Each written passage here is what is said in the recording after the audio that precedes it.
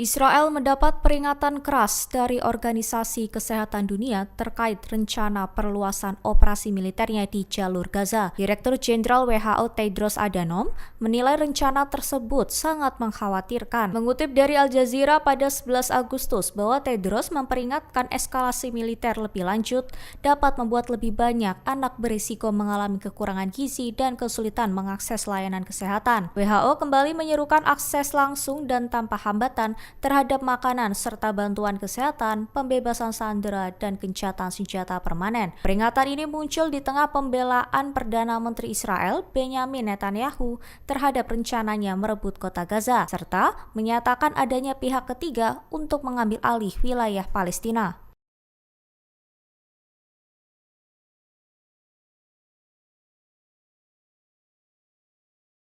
Hamas menuding Perdana Menteri Israel Benyamin Netanyahu berupaya menutupi kejahatan perang yang dilakukan di jalur Gaza. Mengutip dari Al-Mayadin pada 10 Agustus, bahwa gerakan itu menyebut pernyataan terbaru Netanyahu hanyalah usaha putus asa untuk membebaskan Israel dari tuduhan genosida, kelaparan, dan pembatasan media yang telah menewaskan lebih dari 18.000 anak. Hamas mengutip puluhan laporan PBB dan lembaga internasional yang mendokumentasikan dugaan genosida tersebut. Mereka menilai retorika Netanyahu sebagai bagian dari narasi menyesatkan untuk membenarkan kejahatan perang dan membalikan fakta di lapangan. Kelompok itu juga menyebut klaim Netanyahu tidak berniat menduduki Gaza hanyalah penipuan. Hamas menilai Israel tetap memiliki rencana pemindahan paksa serta penghancuran infrastruktur penting dan pemasangan otoritas boneka di wilayah tersebut.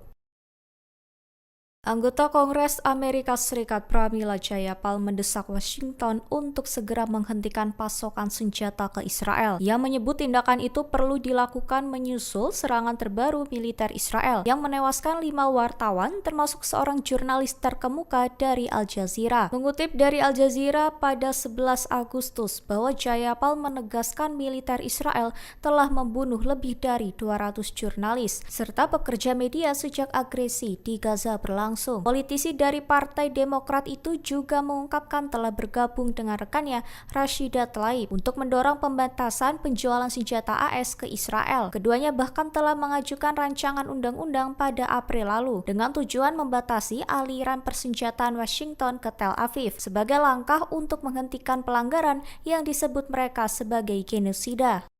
Menteri Keamanan Nasional Israel Itamar Ben-Gvir menyerukan pembubaran otoritas Palestina dan menyebut pemimpinnya Mahmud Abbas sebagai teroris. Dilaporkan Ben-Gvir mendesak Perdana Menteri Benyamin Netanyahu mengambil langkah konkret untuk melemahkan PA. Mengutip dari Tribun News pada 11 Agustus bahwa ia menyebut rencana kenegaraan Palestina hanyalah fantasi teroris serta menegaskan bahwa pemerintahan yang dipimpin Abbas harus disingkirkan. Politikus garis keras itu sebelumnya telah 8 kali dihukum, termasuk karena mendukung organisasi teror dan menghasut rasisme terhadap warga Palestina. Ia juga menyambut rencana Israel menduduki kota Gaza yang mencakup upaya memaksa warga Palestina bermigrasi. Serangan politik Ben-Gvir terhadap Abbas terjadi di tengah laporan bahwa pimpinan Palestina mempertimbangkan mengumumkan kenegaraan secara sepihak pada sidang umum PBB di New York September mendatang. Langkah ini disebut bersifat simbolis namun sedang dipertimbangkan serius oleh PA.